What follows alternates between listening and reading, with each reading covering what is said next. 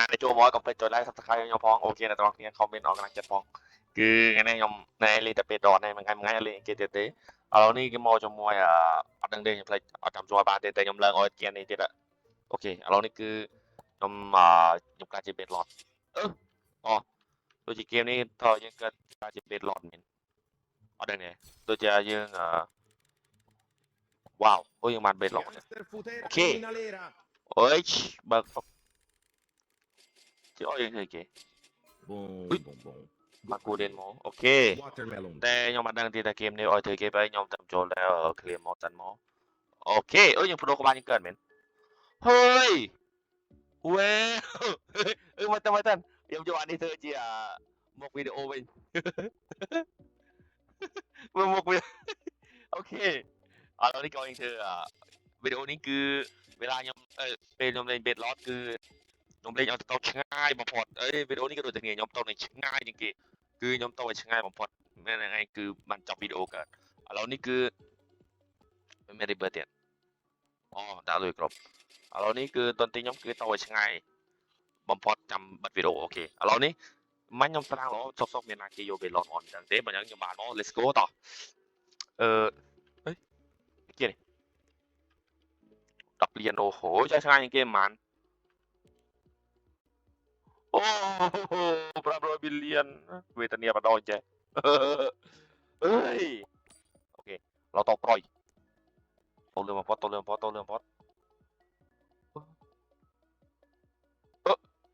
អើយគេធ្វើគេយើងវាធ្វើយើងការជាបរតមែន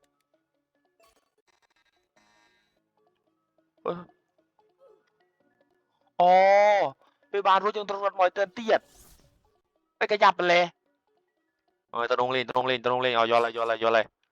តែយើងដៅលើបឿនយើងឲ្យលើទាំងនេះទៀតចោលអានេះគេនេះអូគេអត់គឺយើងមកអ៊ុយមក200អូខេឥឡូវគឺលើបឿនខ្ញុំលើជាងមុនហើយតឡូវអោទៅ run អូខេអីបានអីគេឈ្មោះគេផ្លេចបាន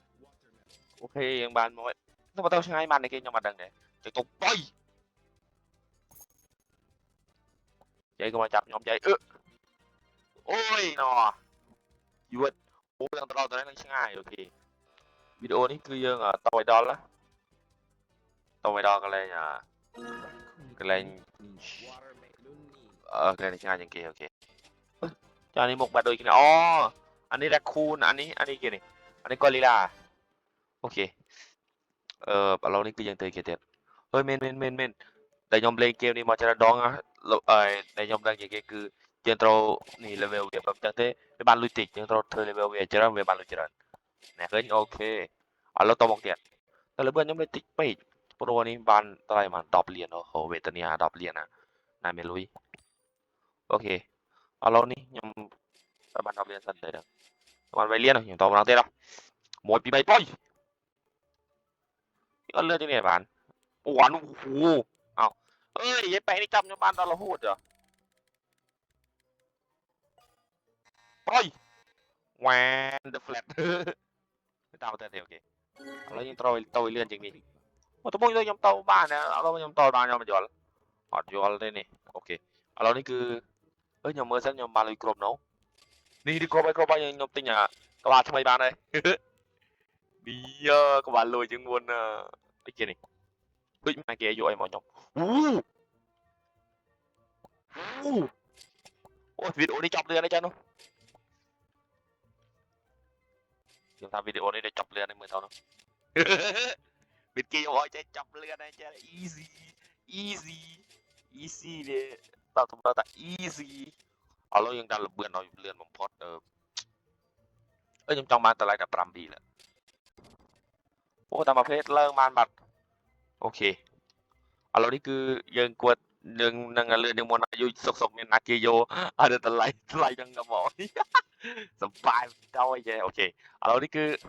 យកលុយទៅគ្រប់ហើយអូខេគ្រប់ហើយតែយើងដាក់នេះមកបាន lucky មកទៀត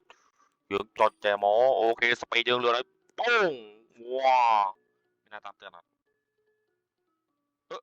มานี่จับตอนเริ่มเลยตัวปานในเกมเอาเดินแต่ตัวไว้โอ้มาติดไปเลยไปตามมอดโอ้ตามมอดแต่ตามมาเตรียมเรียนไปเฮ้เฮ้เฮ้ตามไม่กันเตียนโอเคเรายังบานมาไว้ป้ามาไว้ไอ้ล่ะเรานี่คือยังอุ้ยบอลมาดับบอลบีอยู่ตระสปีดเตียนนี่สปีดยังมาไปบัวเนยเรานี่คือยังจองบานอันนี้มูปรำรวยยังเพลย์รีเบิร์ดยังรีเบิร์ดบานเราโหดไปร้อยเนาะเออเกมกู๊ดเกมเรานี่คือยังความมันเตียนหน้าไทยอย่างเก๋นี่เนี่ยไทยอย่างเก๋เนี่ยมาไฟปีบัตรโอ้กู๊ดเกมเรานี่คือยังมาระเบิดยังติดโอ้ยโอ้งจับพวกนี้รถเรือแล้วตามไปเจอเนี่ยจะจับประมาณหายเอ้ยอันบวยปีไปเอ้าว้าน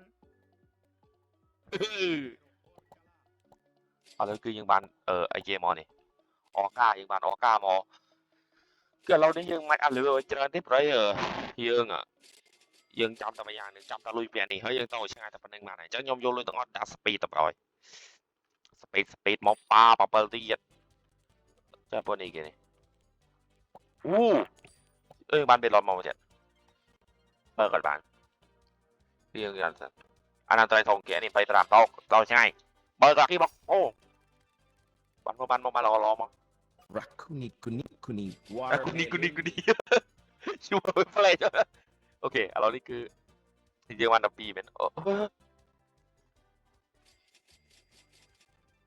ยังมันแซ่สักอย่างไงเนาะโอ้ยังตรอรีเบอร์ได้บานเจริญมันยังบานลุยเจริญโอเคเรานี่คือระเบิดยังดาวมองตีนมองโอ้นี่สปีดยังเลื่อนไม่น่าทำเตือนเต้นี่อ้าวมากูน่าอวดเลยแต่หมดบานเพลย์นี่จับลำเจ็ดบาทร้อยตามมาเตือนเนี่ยวีดีเตียดดีบีเอาเลยยังมาทำไมมอยังอยู่ว่าทองใจตอนนี้กี่นี่ยอดพวกนี้ตัวรถสั้นไป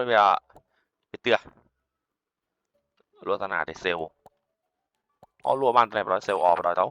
โอเคเรานี่ไอ้กี่นี่เตี้ยเหม็นเตี้ย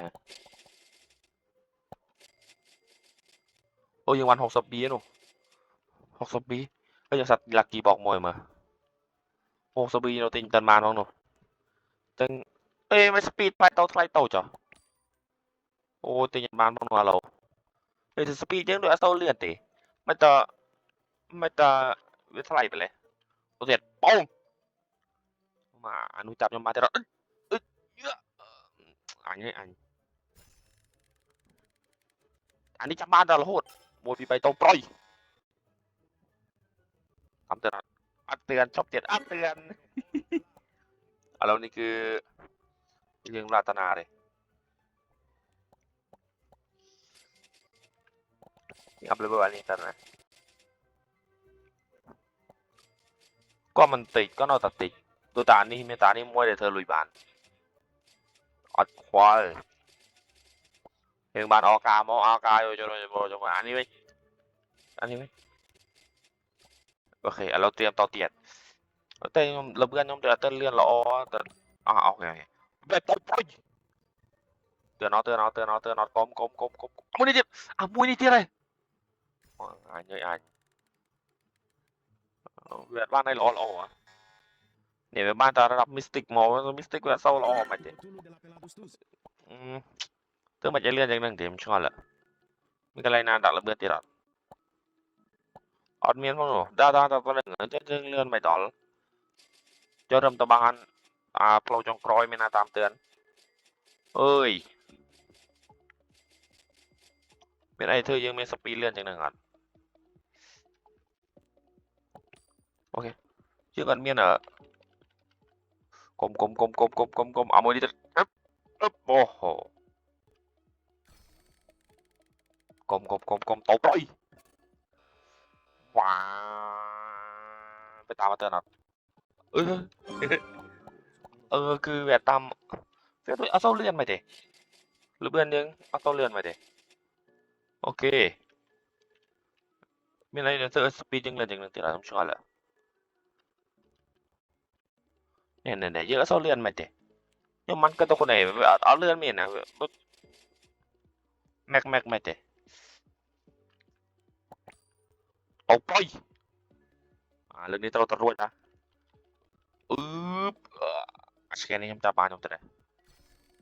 về tên này là tàu boi nhưng mà sau lươn mày thì chứ là lươn về sau lươn nó sau lươn nóจะเป็นเลื่อนจ้ะชัดจะเลื่อนเราติดหลักกี่บอกทำไมอัดควอลเตาเตียนป้งเลื่อนเมียนอ่ะปลุกไอ้เธอเลื่อนติดแล้วนะอันนี้จับยมเจอเลย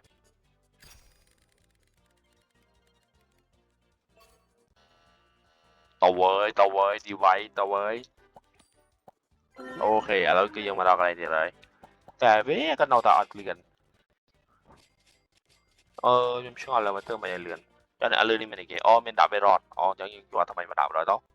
chùaอันนี้ด่าอันนี้ด่าอันนี้ด่าสองมันหลวงโอ้ลูกมันเลยติดเลยยังอยู่อันนั้นถกใจอันนี้ถกอันนี้ถกกาตกซันเวนอทไลอันนี้ถกอันนี้ถกอันนี้ปนนี้ถกโอเคเอาปื๊บเอาสองมันทลายโอเคจังยืงเสือกออกไปrồi ok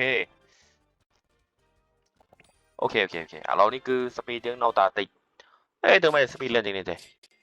เดี๋ยวงอเธอมาสคริปต์เฮ้ยเยอะมือวิดีโอยังไม่แต่สคริปต์เต้โอเคสคริปต์ฮ่าฮ่าเป็นสคริปต์ดังอัดยำใหญ่ยังไงเก๋เป็นสคริปต์ใหญ่เรื่อง Discord นี่เลยโอเคแต่ตอนนี้แน่ๆจังโจ Discord ก็อาจจะโจบานตามลิงก์นี้มาเทียบเฮ้ยมาอย่างเต็ดคือยอมอัดดังทานในกระเพาะเยอะงั้นเกเล่นฟรีไฟร์แต่อัดหรือไอ้จะมาขึ้นโดนเกเล่นเนี่ยแต่emชอบตาอัดดังงั้นคือยอมตามมอยอมอัดเสาดังกาเกเล่นเกมโมบายจะรันแจ้งหรือฟรีไฟร์จะรันแจ้งจังเนี่ยแต่โจมอก็เลยคอมเมนต์ฟ้องว่าถ้านาเกเล่นจะรันแจ้งฟรีไฟร์หรือโมบายเลเจนด์มอหรือก็โลบอกยอมดังแต่โลบอกโดยเจเกดอนจะรันแจ้งนะเบอร์ยอมมือของPlay Store นะโดยเฉพาะ Roblox นี่เกเล่นจะรันจากโมบายง่ายต่อเรานี่คือยังในเรื่องเกมเราคือเกมนี้อันเมียนไอเด็กเกินอะโยเบ็ดลอดโยลุยด่าแต่เป็นยังไงคือยังต้องอัดเมียนไอสอคือกันอะโจโยเนี่ยโยเบ็ดลอดมาโต๊ะจอดตัวเองให้เป็นยังไงให้สปีดเวียคืออัดเต้าสอคือสปีดเวียเลื่อนยังหมดเดี๋ยวยอมเธอสปีดลังยู่ก็สปีดเอาแต่อัดเลิงเวลาเซาง่ายด้วยเกมเพลย์นะคือเกมนี้โดยทางสปีดเวลายืดจังหวะพยายามเตา AFK นะเคยครับคือจะ AFK โชว์โตโชว์หมอเอ้ยเมนยืดนะอันนั้นคือกลดอปรัมคือกลดอปรัมคือยอมโชว์อยู่เมนนะคือเมตาเคยยอมแต่ดอปรัมที่เมนเต้ยอมเลยมามองเจียงนะคือยอมเลยแล้วมามองเจียงไอ้เวลาเต้าหน้าเดี๋ยวnóตัดแดนยังไงคือเต้าตัดแดนคือยังอัดยอลไม่นี่คือเต้าตัดแดนคืออัดเต้าหน้าสอเฮ้ยมอมีอย่างเด็ดคือเบลอดนี่คือยังบ้านเกมหมอบ่มันมีเกอ้อยคือยังมาเต้าหมกบ้านเด็กคือจำตาเบลอดแต่เกอ้อยมวยไงเพราะเบลอดยังเวเลื่อนอะไรสอคือบ้านเราตาคือเวยืดเวเปิดลุยติงน่ะเฮ้ยมือมวยเกมนี้ยอมท่าเบอร์เลยเอาจ็อบเมนเทนเป็นมันง่ายเจียงไหนเมื่อเต้าหนูเพราะว่าเต้าหน้าสอไปจำนายเปเจริญเปอย่างเช่นยอมสระสันเพราะว่าเด็กเต้าหมกใจเด็กไปเต้าหมกเต้าเวิ่มโอเคยมสมจังยมเลยมองแล้วมองไงคืออัดชนิดซะคือยมเลยมองแล้วมองจังคืออัดชนิดซะเราคือยมฮอตจัดตบัดเฮ้ยจังยืนสระตบนึงสันบานเฮ้ยคือฮอตบาดเฮ้ยนั่งเนี่ยต้องออกนี้นำมือจับก็ออกเกินยมฮอตนะยังจบเนี้ยวิดีโอหมกติดโอเคนะต้องเอาเมียเบอร์เกมนี้โดยยมมาเลยต่อแต่เมียไอ้ฟองก็จะเอาจะจบเฮ้ยฮอตเลยบายบายไฮสวัสดีโอเค